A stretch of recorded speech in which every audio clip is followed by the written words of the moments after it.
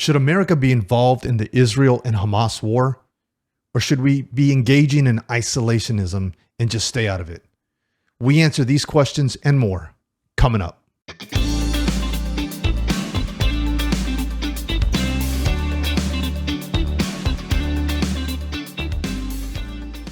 Hello and welcome everyone. Welcome back to the channel.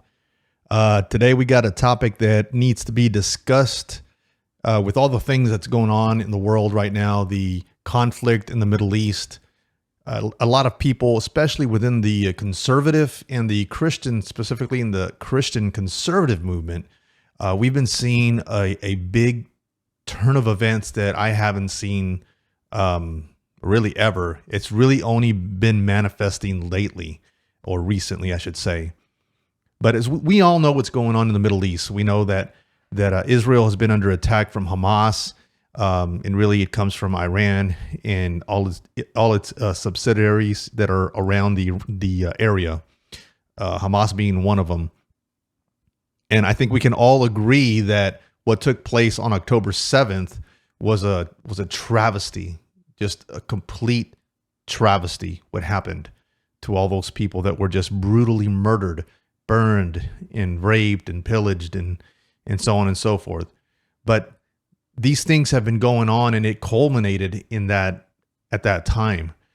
And now what we're seeing and I got to be careful how I say this, because even our current administration is not, how shall we say, very inclined to help Israel, but they are helping them to be politically correct, because that's what America's been doing for pretty much its inception.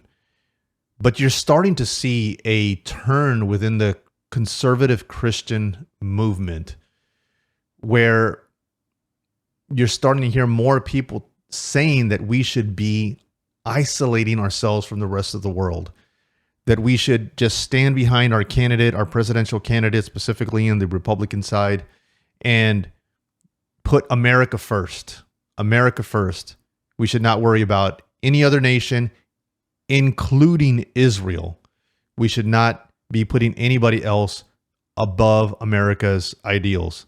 Now, in theory, that sounds plausible. That sounds like it's a good idea in theory. But if you don't look at it from a secular standpoint, and you look at it from a biblical standpoint, it doesn't make any sense. And that's what's concerning to me, is that you're seeing that argument coming from the conservative Christian community. In particular, there's many of them. You can take your pick. But in particular, Candace Owens. And we all know what happened with Candace Owens. Recently, she was released from her position at the Daily Wire for some comments that apparently she made. They were not well taken by Ben Shapiro and a lot of the Jewish community. And some tweets were going back and forth, and she ended it by egging him on and writing "Christ is King," as if to goat Ben Shapiro into being antagonized or get into an argument with him. Because obviously, as we know, the Orthodox Jews do not believe in Yeshua as the Messiah.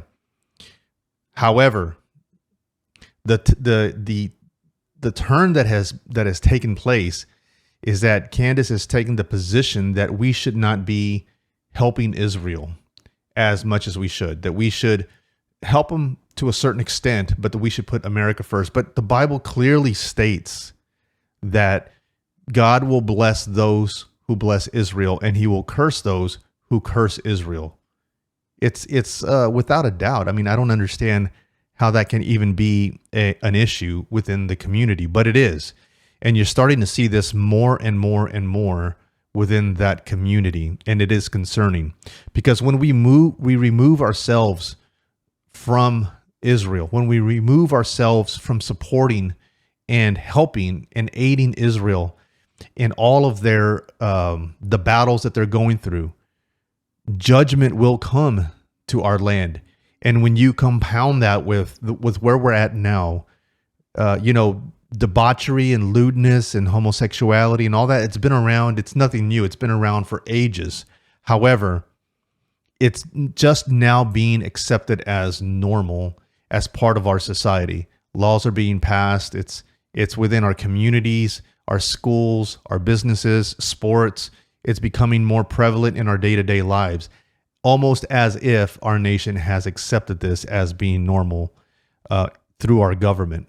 And that's where therein lies the danger from this. So when you compound that with the fact also that even within the quote unquote Christian community, removing ourselves from Israel, here in the land, in our secular nation, we are removing ourselves from God. Now we are removing ourselves from Israel, from helping protecting Israel. So anyways, I want to just play a small clip of Candace Owens in her recent podcast and let you hear what she had to say regarding this.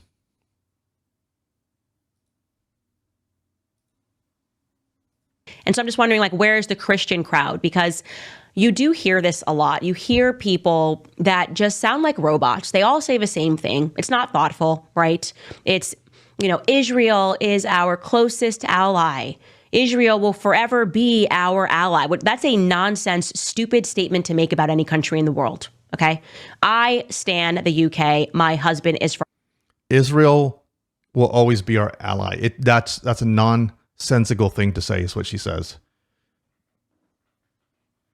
I don't know how you can claim to be a Christian and make that statement at the same time, unless you have absolutely no idea of the biblical outline of God's story. And we're going to get into that here in just a second, but let's continue on with this clip. From the UK. I would be such an idiot to ever utter the phrase, the UK will always be our friend and ally, because it could change. The UK could bomb us. I hope they say allies with us, but of course I'm not going to make that statement unless I've been conditioned to make those sorts of statements, or unless I feel compelled to make those sorts of statements. It's foolish, right? Israel has the most moral army in the world. Does that sound moral to you? These people are too much of robots. You're not going to go back on it. Who is making the argument that everything that Israel does is moral? That's a non sequitur. And that just what right there, just one of the arguments that just completely takes it over the top. Nobody makes the argument that everything that Israel does is moral. As a matter of fact, if you just read the scriptures, look at the book of Judges and Deuteronomy, look at all the things that Israel as a nation did, turning away from God, not trusting his provisions in the desert, in the wilderness, forsaking his covenant, being cast into the nations, the diaspora. If we read that in Jeremiah 3, and we're gonna go over that also as well. But I don't understand how she could have that point of view that we should remove ourselves from Israel. Let's just continue on. Because many of them are in politics and they know the consequence of saying anything against the state of Israel. We have so much national sovereignty that you have people who have platforms, people that are earning millions of dollars per year, who refuse to condemn something as morally outrageous as sodomizing people who have not even had charges brought against them. They can't do it, okay, because they're cowards.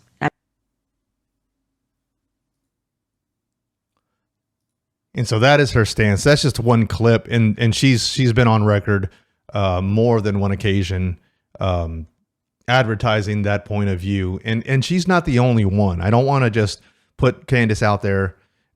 There's plenty of other conservative Christians within our Republican or conservative area that have that point of view. But I want to read from Romans 1:13, because when you have that point of view, it is almost as if it is replacement theology. And I'm not saying that she is holding to that view, but I would venture to say that the vast majority of the Christian community does, in one way or another, hold to replacement theology, being that they believe that the church, the quote unquote New Testament church, has replaced Israel, that God is pretty much done with Israel, and he has replaced them with the Gentiles because of their disobedience, their removal from covenant, that now the salvation has come to the Gentiles and God is done with Israel. And that couldn't be further from the truth. And there is tons of scripture to support that. So I'm just going to read here from the book of Romans 1 in verse 16. It says, "For I am not ashamed of the good news, since it is God's powerful means of bringing salvation to everyone who keeps on trusting, to the Jew especially, but equally to the Gentile." Let me read that again. Salvation, he is bringing salvation to everyone who keeps on trusting, to the Jew first, to the Jew especially, but equally to the Gentiles. Salvation is going to be dispersed throughout the world to all those who believe and trust in Yeshua as the Messiah. There's no doubt about that. No one's arguing that. But salvation comes first to the Jews. Well, where are the Jews from? Israel. The Bible has always been about Israel from beginning to the end. It starts off in the garden, in the promised land, in the Holy Land, if you will, the Middle East, as some would say, where God commissioned his whole story to begin is from the Garden of Eden. Then you have the patriarchs, Abraham, Isaac, Jacob, and then you have the nation of Israel coming into fruition.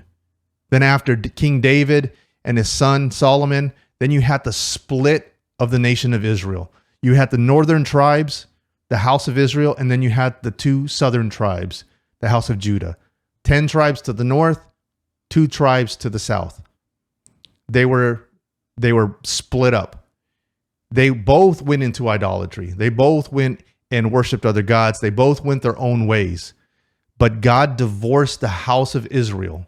If you read in Jeremiah chapter 3, it specifically says that God divorced the house of Israel. He sent them out into the nations. They have not been back. Only recently have you started seeing most of them to come back.